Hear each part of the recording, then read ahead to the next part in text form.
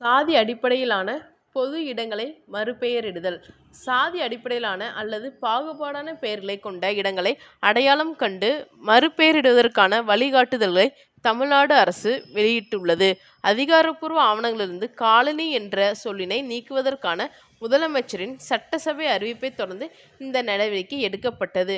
ஆதிதிராவிடர் colony, Harijan colony, Mannan colony, Paraiyar தெரு மற்றும் சக்லேர் சாலை போன்ற பெயர்கள் நடுநிலையான மற்றும் பெயருடன் மறுபெயரிட உள்ளன. இந்த மாற்றங்களை மேற்கொள்வதற்கு முன்னதாக கிராம சபை மற்றும் பகுதி சபையின் ஒப்புதல்கள் தேவையாகும்.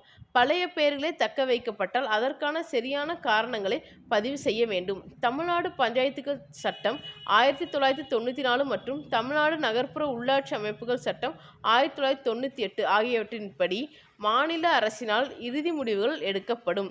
வருவாய் மற்றும் பேரிடர் மேலாண்மை துறையின் கீழ் உள்ள வருவாய் கிராமங்களில் இருந்து சாதி பெயர்கள் நீக்குவதற்கே இதே போன்ற நடவடிக்கைகள் மேற்கொள்ளப்பட உத்தரவிடப்பட்டுள்ளன.